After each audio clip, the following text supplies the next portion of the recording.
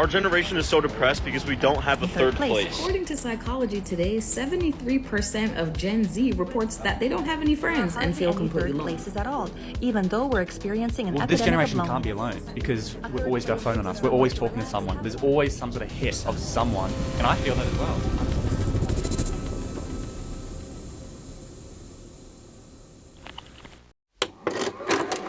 This is Ray Oldenburg. Ray, a sociologist with a keen eye for nuances of community life, spent countless hours observing the ebb and flow of people's daily routines. There are spaces outside of home life and workplaces that played a pivotal role in shaping society. With a vision in mind, Ray set out to crystallize his observations in a groundbreaking theory. This is where he formed his third place theory. Ray's insights materialized in his work, The Great Good Place, and these are spaces that bring life into the very essence of community. Ray Oldenburg became a catalyst for change, but this motivation to change and create third places no longer exists. Let's talk about it. Third spaces, also referred to as third places, serve as informal gathering spaces. Your home is considered your first place, and then your workplace is considered your second. Some believe that the third place theory, in a sense, romanticizes this bygone era and oversimplify the complexities of modern life. In reality, the digital spaces and online communities often play a more significant role in terms of connecting people than physical third places. I just want to emphasize that when talking about third places, there should be no high financial barrier for people.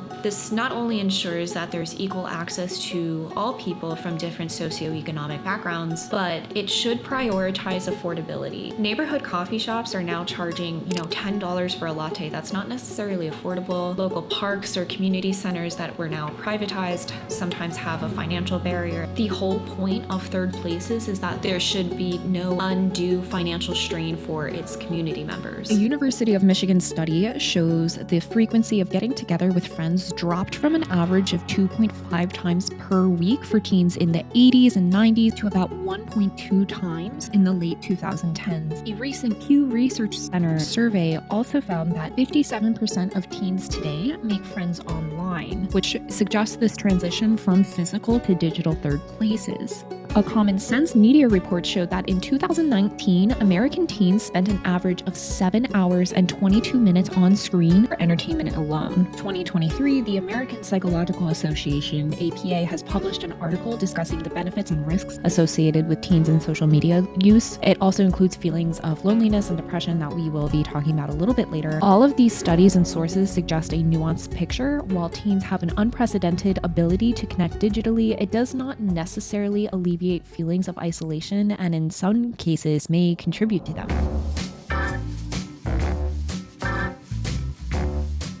Older generations may fondly recall the prominent role that third places once played in their daily lives. The coffee shop where they met their friends, where they met their first love at a rollerblading rink and the cost was $5. In the bygone days, older generations found camaraderie and cherished joy in these third places. These nostalgic hubs provided a unique blend of leisure and social interaction. For Gen Z, however, the digital world often replaces this physical third space. While they may not miss what they never had, social media platforms and online communities serve as this artificial third place in terms of gathering. These spaces create an illusion of connection. Digital spaces is designed to be addictive, get you to buy things. I feel like TikTok has become a giant ad. There was a documentary published in 2020 called The Social Dilemma, and actually if you haven't seen that one yet, I highly encourage you to do so. Creators of Instagram, Facebook, and Pinterest all came together to discuss the lasting impacts of social media and how creators of these platforms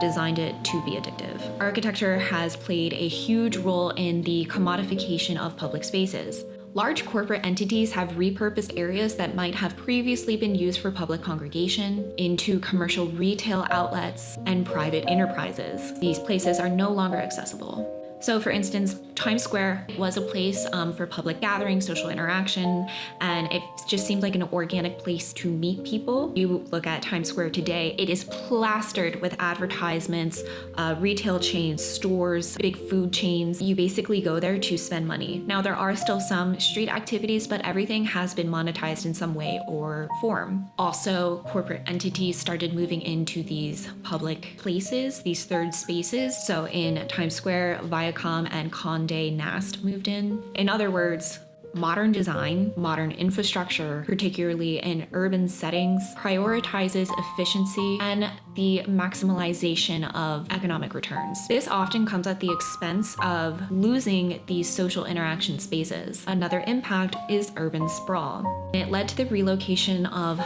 retail spaces to less accessible areas. There's no sense of walkability, no sense of community. Even if you have a car, it's still a very individualistic experience. Now, virtual platforms have offered an alternative solution for meeting rooms. The development industry argued that new third places will be underutilized. Scarcity of third places also continue to exacerbate mental health issues. Chronic isolation can lead to profound feelings of loneliness, a decrease in cognitive function. Despite being the most connected generation in history, I don't know, I feel like all of us feel very lonely. This can be an argument for the everlasting need to create even more third places than there were before. Nowadays, you can argue that third places for my generation and younger generations are co-working spaces, public parks, cafes, but I do feel like nowadays it is so incredibly hard to meet people, and I also think it's because of the social implications. We have all been so isolated, we don't even know how to have organic conversations and meetings with people. The point of this video was to just emphasize that architecture and city planning play such a critical role in crafting these third places. It's an increasingly isolated world, and we really need to do better. The decreased face-to-face interaction amongst teens in this generation supports the idea that teens don't really know how to interact face-to-face. I've talked to several younger people, and we always talk about like online trends, even referencing a funny audio clip or something, but it's actually really hard to have that organic conversation and feeling super connected to people without the common thread being social media. So now I have to ask you, do you think the concept of third places is just a nostalgic idealization? And are we overestimating the sense of community cohesion with third places? Let me know what you think in the comments below. If you liked this video, please be sure to check out my video essay on Saudi Arabia's The Line.